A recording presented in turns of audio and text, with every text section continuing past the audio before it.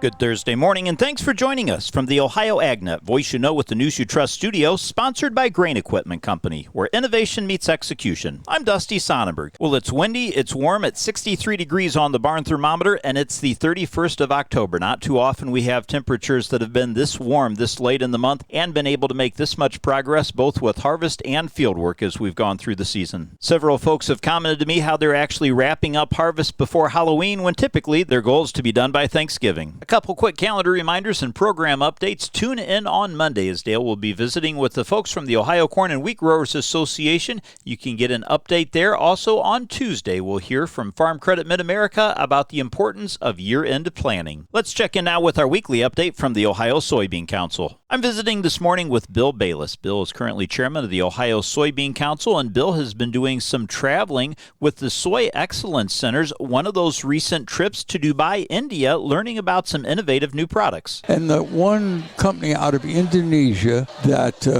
was promoting their soy bread called Tempe, which is a bread made from soy flour that they say 90% of the Indonesian public eats Tempe at least once a day. Wow. It's a staple. This group that was making their presentation was wanting to expand that popularity to other countries, and they showed where they had a whole system because it makes a great snack food, or like around on the other side of the world, a lot of vending machine people eat out of the vending machine, and this was something that adapted to that very well, and it was going to be a boost to more use of the soy human food. My guest today has been Bill Bayless, chairman of the Ohio Soybean Council. This update brought to you by the Ohio Soybean Council and your soybean checkoff. Well, the Ohio Soybean Association is announcing $2,000 in available scholarships, and what's neat about this program is it is to those students that are already in college and have some college credits.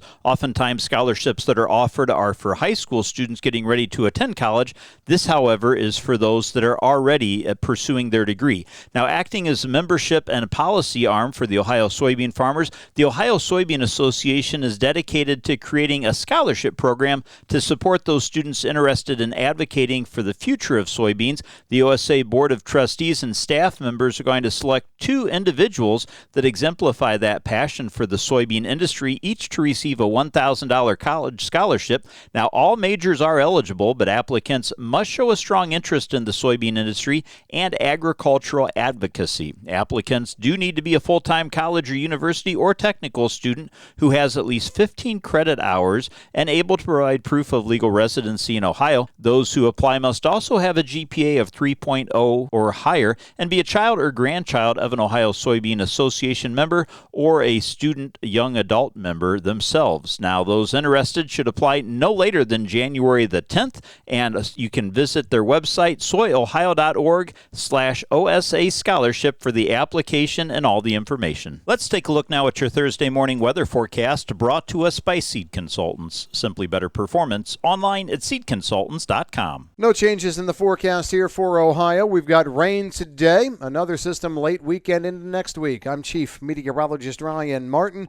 Let's take a look at the forecast update. Here's what we've got. Cold front moving through the eastern Corn Belt today, giving us some scattered showers. 1/4 to 3/4 of an inch across Ohio, probably 80 to 90% coverage here today. Behind it, we dry down tomorrow and for Saturday. See good sunshine as high pressure sets up over the Great Lakes region. Moving into Sunday, sunshine to start, but clouds increase quickly. I think we see scattered showers here probably as soon as early to mid-afternoon on Sunday. And then the scattered showers continue off and on through Monday and Tuesday. Moisture is exiting early Wednesday morning. Combined over the 2 to 2.5 day stretch, we're probably looking at 1/2 to 1.5 inches with coverage at 90% of Ohio. Behind it, we are dry then for most of the rest of next week. Mixed clouds and sunshine for Wednesday afternoon and Thursday. Cold air comes in over the Great Lakes Thursday night, Friday. That's going to increase our cloud cover just a little bit, but I don't think we're looking at big-time precipitation outbreaks at all. Maybe just some spits and sprinkles coming off the Great Lakes. And then going into the following week, the week of the 11th, I think we're sunny, warm, and dry again. I'm meteorologist Ryan Martin. Thanks, Ryan. Stay tuned. We'll be back with more after this. Since 1926, Nationwide has been rooted in agriculture. Founded as the Farm Bureau Mutual Automobile Insurance Company with a mission to protect farmers and their communities, we honor our legacy by offering solutions that evolve with the complex needs of today's farms. As the leading insurer of America's farms and trusted by 8 farm bureaus for 100 years and counting, Nationwide is on your side. Number 1 insurer based on 2023 direct written premium per AM Best. Nationwide Mutual Insurance Company and affiliates, Columbus, Ohio. I'm visiting today with Arthur Erickson. Arthur is CEO of the U.S. drone manufacturer Helio. And Arthur, a lot of interesting things going on in the industry right now, in particular with one of the large players and the imports of their products being restricted. What can you tell us? Yeah, long story short, what we know as the general public is that U.S. Customs and Border Protection has decided to halt importation of certain DJI products. I've heard namely their larger drone models, so on the industrial side, but also on the agricultural side, because they're claiming, they're citing evidence from intelligence that DJI is using forced slave labor of Uyghurs in the Xinjiang province in Western China. So that's the official statement by the government, and that's confirmed by DJI themselves. I mean, it's confirmed by DJI, not that they're using slave labor. Of course, they're not coming out and confirming that, but that, in fact, their imports are frozen, and they're claiming that it's a misunderstanding. So that's where we are right now. Well, that's a pretty big deal, as DJI is a very big player, especially in the ag drone industry. Well, it's a huge piece of news. I mean, you can imagine this is like DJI is the Apple of the drone industry right now, meaning that they just have almost ubiquitous market share, at least 80% in the U.S. across all the industries, so industrial, like cinematography, ag, whatever. And so this is like Apple getting just banned overnight, saying no more iPhones into the country. It's not a perfect analogy, right? Because there's a lot of differences between the companies, but that's how big this is. So, it's huge news. It's going to have massive ripple effects to everybody. Like everybody in the drone space is feeling it. So what's the takeaway or take-home message maybe for farmers and those using drones? That itself is huge news. I don't want to confuse people too much because like a lot of it is in the weeds, like legal stuff. There's congressional bills. There's all this weird sanction stuff with China, trade war, blah, blah, blah. Like point is people should know in the market. I think that people deserve. I mean, if you're a farmer who's dropping $40,000 on this drone, expecting to get it and start turning cash around on it, you should know that this is a real thing that's out there. So I just want to get the word out. I mean, it doesn't mean that people are necessarily going to buy from us, but I want them to know if they're in the market for drones that this should be considered, Helio or not. Great information. We'll be paying attention to this moving forward. Again, my guest today is Arthur Erickson. He's the CEO of U.S. drone manufacturer Helio. Arthur, thanks so much for your time. Okay, thank you so much, Dusty. Taking a look now at your agricultural headlines, a week after prices were evenly split with 4 higher and 4 lower prices for 5 of the 8 major fertilizers are now higher compared to a month ago, and no fertilizer had a noticeable price increase or decline. Now, of those fertilizers that were higher in price, DAP had an average price of $740 a ton. Urea came in at $500 a ton, while 1034O was $604 a ton. Anhydrous ammonia is $705 a ton, and UAN32 is $361 a ton. Now, urea was back above that $500 a ton level for the first time since the second week of August of 24. That week, the price was $500 a ton as well.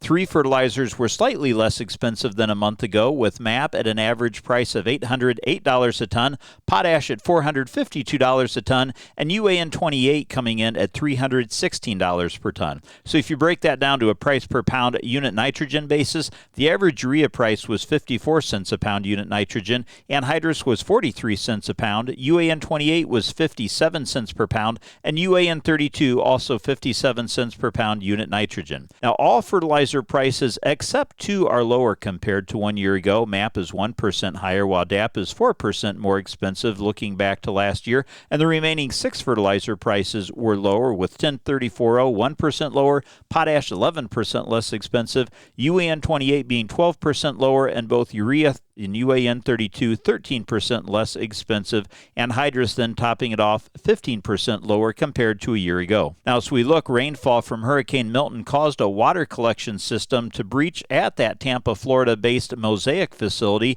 in Riverview, likely spilling an unknown amount of polluted water into Tampa Bay. That, according to the Tampa Bay Times, Milton dropped nearly 15 inches of rain during that storm, which overwhelmed the facility's system that's designed to collect water from the phosphogypsum, a phosphate waste contaminant radium, officials at the company believe the stormwater entered a drainage outfall that empties into Tampa Bay. The company said it expects water quality issues to be, quote, modest, according to the article. Now, Florida environmental regulators were on site collecting water samples after that hurricane, according to the Florida Department of Environmental Protection. In other agricultural news, 5 Ohio counties have been declared a primary natural disaster area due to the drought, with some additional counties in Indiana and Michigan and Ohio eligible as what they consider contiguous counties. Now, the secretarial natural disaster designation allows the USDA Farm Service Agency to extend much-needed emergency credit to farm operations in primary counties and contiguous counties through the FSA's Emergency Loan Assistance. Emergency loans can be used to meet various recovery needs, including the replacement of essential items such as equipment or livestock, reorganization of farming operations, or to refinance certain debts, and the FSA will review loans based on the extent of losses, security available, and repayment ability. The deadline for producers in these designated and contiguous counties to apply is June 16th of 2025, so you do have some time. Now, according to the U.S. Drought Monitor, these counties suffered from a drought intensity value during the growing season of the D2 drought severe for 8 or more consecutive weeks, or D3, which was drought extreme, or D4, which was drought exceptional. And if we take a look at those primary counties, Defiance, Fulton, Henry, Lucas, and Williams counties all included in that. Then with contiguous counties, that would include Hancock, Ottawa, Paulding, Putnam, and Wood counties. So all within the listening area there. If it's in Indiana, Allen, DeKalb, and Steuben counties, and up in Michigan, Hillsdale, Lenawee, and Monroe counties. So everybody within the sound of my voice falls within this area then that is qualified for FSA emergency loans, as they have been declared primary natural disaster areas due to the drought. Stay tuned. We'll be back to take a look at your markets after this. AmeriHealth Caritas Ohio is your Medicaid plan for more. More benefits, more rewards. We know that good health means more than just seeing a doctor when you're sick. Eligible members can receive extras like home-delivered meals and family essentials, like baby carriers and kids' school supplies. Members can even earn rewards for playing mobile health trivia games. Learn more at AmeriHealthCaritasOH.com and call the Ohio Medicaid Consumer Hotline at 1-800-324-8680 to choose AmeriHealth Caritas Ohio. It's time now for your morning Louis Dreyfus grain analysis, brought to you by the Ohio Soybean Council and your soybean checkoff. Let's check in with Ryan Martin. Grain markets got through midweek on a mixed note. Yesterday, we did see beans bouncing. Wheat followed through on the previous day's move. Corn really couldn't get too excited about much of anything. Let's recap what we saw yesterday. There was a recovery in crude oil, up about $1.50 to $2 at times during the day. Also some fresh export demand in the marketplace yesterday. Exporters sold 264,000 tons of soybeans to China and unknown destinations, as well as 273,000 metric tons of corn to unknown. Weekly export sales report this morning has good numbers in it. Those are expected. What we're also looking for is what happens in the weeks going forward. U.S. ethanol production the week ending October 25th totaled 318 million bushels, up slightly week on week. A new seasonal high, up 3% from the same week a year ago. Ethanol stocks down 19 million gallons as disappearance stays enlarged, and gasoline consumption was better than expected. Why? Because of good weather, let's be honest. Commercial crude stocks last Friday were 425.5 million gallons versus 426 the previous week. Crude stocks have struggled to build so far in the fall despite enlarged output due to, I think, the big usage and demand on the gasoline side. Some weather forecasts were looked at very, very closely yesterday across the Midwest and upper Midwest. There may be a little bit more rain headed this way. That looks like the front that's trying to move through the eastern Corn Belt for your Thursday is not as impressive as it was a few days ago, but still, almost everybody can get some rain. South American weather also consistent, similarly wet. Rainfall of 2 to 5 inches will impact core production areas of Brazil, Paraguay, and Argentina.